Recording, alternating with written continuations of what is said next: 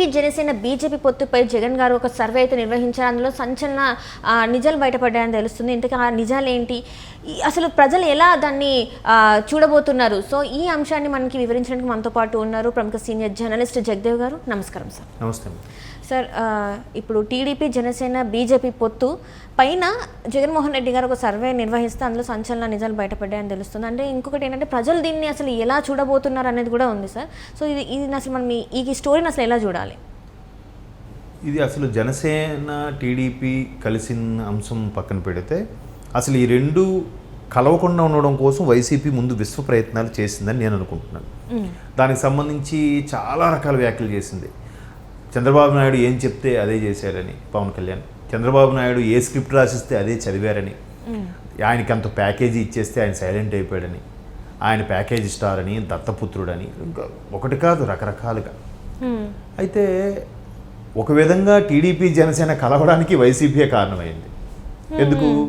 చంద్రబాబు గారిని అరెస్ట్ చేసిన తర్వాత ఆ అరెస్ట్కి ములాఖత్ కావడానికి పవన్ కళ్యాణ్ రాజమండ్రి సెంట్రల్ జైలుకి వచ్చిన మరుక్షణమే జైలు ప్రాంగణంలోనే ఆయన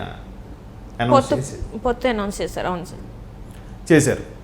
సో వీళ్ళు ఒకటి ఆలోచిస్తే అది ఇంకోటి జరిగింది. తాను ఒకటి తలిస్తే దైవం ఒకటి కలిసింది అన్నట్టుగా దెబ్బతోని ఎట్లా అయిపోయిందంటే అంతవరకు స్తబ్దుగా ఒక మోస్తరుగా ఉన్న టీడీపీ శ్రేణులన్నీ కూడా హైపర్ యాక్టివ్ అయిపోయి, యాక్టివ్ కూడా కదా, హైపర్ యాక్టివ్ అయిపోయి దానికి తోడు జనసేన కూడా వాళ్ళు కొంతమంది అసలైన జన సైనికులు రియలైజ్ అయ్యారు. ఎట్లా అంటే పవన్ కళ్యాణ్ చెప్పినట్టుగా మనకు పూర్తి స్థాయి బలగం లేదు. రెండవది, ఎన్నికలకి నిలబడాలంటే ఖర్చు పెట్టుకోవాలి, ఖర్చు కూడా అవసరమే. పవన్ కళ్యాణ్ ఒకవైపు ఆస్తులు అమ్ముతున్నారు. రీసెంట్గా కూడా అంటే ఒక 1 month బ్యాక్ కూడా హైదరాబాద్లో ఒక ల్యాండ్ అమ్మేశారు, మీకు తెలుసా? ఇట్లా ఆయన పార్టీని నడిపించుకోవడం కోసం, పార్టీని కాపాడుకోవడం కోసం, బలమైన నిజమైన జన సైనికుల్ని అతనితోనే అట్టి పెట్టుకోవడం కోసం చాలా తాపత్రయపడుతున్నాడు ఆయన. అది చాలామందికి అర్థం అవ్వట్లే. ఎట్లా అంటే మీరు నమ్మరు, వకీల్ సాబ్ సినిమాకి అనుకుంటామా, సినిమా షూట్ స్టార్ట్ అయిన రోజు అడ్వాన్స్ తీసుకుంటారు కదా, అడ్వాన్స్గా ప్రొడ్యూసరు 3 కోట్లు ఇచ్చారట సుమారుగా. ఇస్తే అది కూడా సగ్గర సన్నిహితులు పవన్ కళ్యాణ్ గారు ఇట్లా రాజకీయాల్లోకి వెళ్ళారు, కొద్దిగా ఇబ్బందిగా ఉంటుంది, గ్యాప్ వచ్చింది అని. సరే అని 3 కోట్ల ప్రొడ్యూసర్ అడ్వాన్స్ ఇస్తే 1 కోటి రూపాయలు తన మెయింటెనెన్స్కి, తన సిబ్బంది జీతాల కోసం ఉంచుకున్నాడు ఆయన. 1 కోటి రూపాయలు ఉమెన్స్ వెల్ఫేర్కి ఇచ్చేసాడు, చిల్డ్రన్ ఉమెన్ వెల్ఫేర్కి. ఇంకొక 1 కోటి రూపాయలు ఆర్మీ ఫండ్ కింద ఇచ్చేసాడు, కేంద్ర ప్రభుత్వ నిధికి. అది కూడా ఎప్పుడు తెలిసింది? ఆర్మీ వాళ్ళు ఒక సభ మామూలుగా వాళ్ళు ఇంటర్నల్గా పెట్టుకున్నప్పుడు పవన్ కళ్యాణ్ జీ అని చెప్పి ఆయన మీద ఒక చిన్న ఏవిఐ ప్లే చేసి అప్పుడు వాళ్ళు అనౌన్స్ చేస్తే కానీ ఎవరికి తెలియదు ఆయన గుప్తదానాల గురించి. అంటే మొత్తానికి నడిపించుకోవడానికి, పార్టీని బతికించుకోవడానికి, రాజకీయ వ్యవస్థని, రాష్ట్రంలో పరిస్థితులు బాగాలేవని దానికోసం చాలా ఇబ్బంది పడుతున్నాడు ఆయన. సో ఇవన్నీ తెలిసిన వాళ్ళు రియలైజ్ అయ్యి ఆయనతో ఉన్నారు. లేని వాళ్ళు లేనిపోని క్రియేట్ చేసి ఆయన్ని మళ్ళీ టీడీపీ నుంచి విడగొట్టడానికి చూస్తున్నారు. ఆయన మొన్న అదే చెప్పాడు కదా. ఆయన ఏమన్నాడు? మనకు బలమైన కార్యకర్తలు ఉన్నారు, ఒప్పుకుంటాను. పోలింగ్ బూత్లు నడిపించే అంత అనుభవం ఉన్న కార్యకర్తలు ఉన్నారా? లేరు. బాగా డబ్బులు ఖర్చు పెట్టే కార్యకర్తలు ఉన్నారా? లేరు. పార్టీలో నాయకులు ఉన్నారా? ఎంతసేపు పవన్ కళ్యాణ్ సీఎం అయిపోతే గత రెండు సార్లు 2 నియోజకవర్గాలు ఎందుకు ఓడిపోయారు? అదే మా లాస్ట్ ఎలక్షన్స్లో 2 నియోజకవర్గాలు ఎందుకు ఓడిపోయారు? ఆయన కూడా ఎందుకు గెలిపించుకోలేకపోయారు? అప్పుడు ఏమయ్యారు ఈ నాయకులందరూ?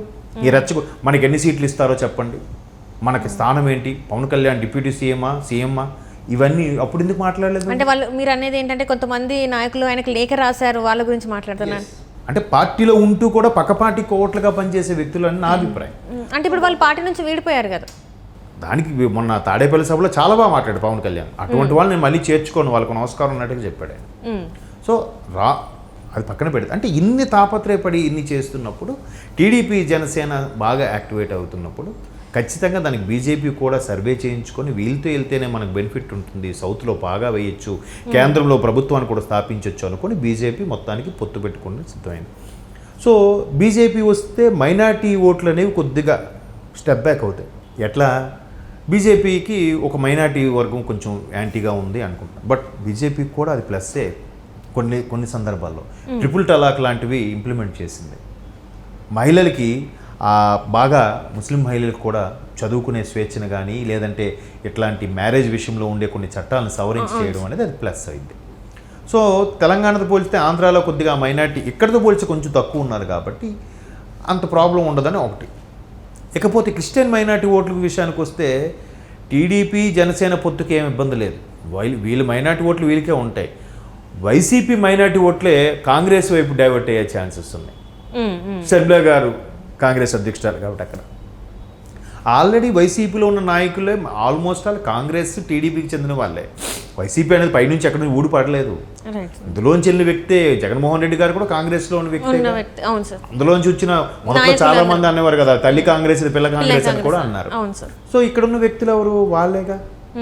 సో అంటే ఈ వైసీపీలో ఉన్న మైనార్టీ ఓట్లు అటు చీలుతాయి తప్ప టీడీపీ జనసేన బీజేపీ పొత్తుకు వచ్చే నష్టం లేదని నా అభిప్రాయం.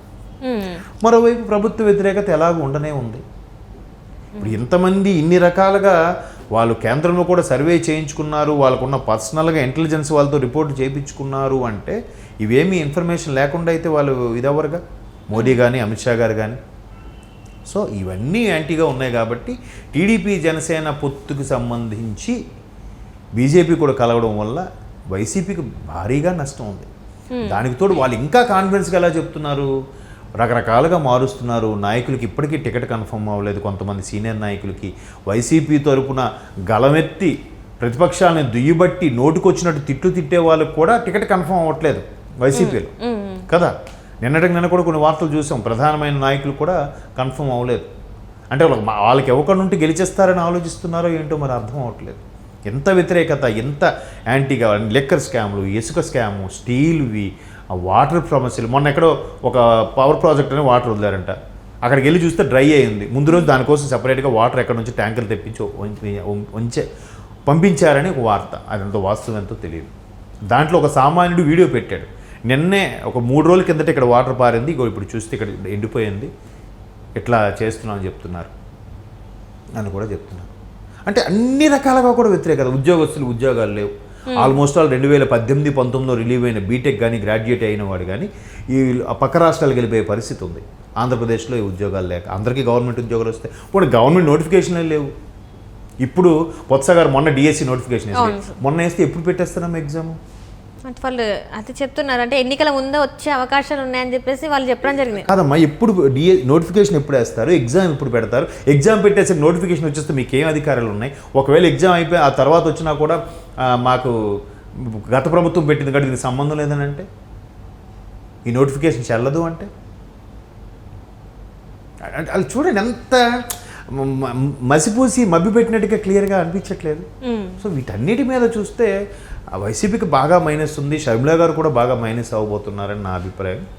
సో ఇంకా వాళ్ళు కాన్ఫిడెన్స్గా ఎవరో చెప్తున్నారంటే ఏం చేయబోతున్నారనేది చూడాలి. ఒకవేళ ప్రభుత్వం వచ్చినా అక్కడ బీజేపీతో పొత్తు లేదు, కాంగ్రెస్తో పొత్తు లేదు కాబట్టి ఎలా నడిపిస్తారు?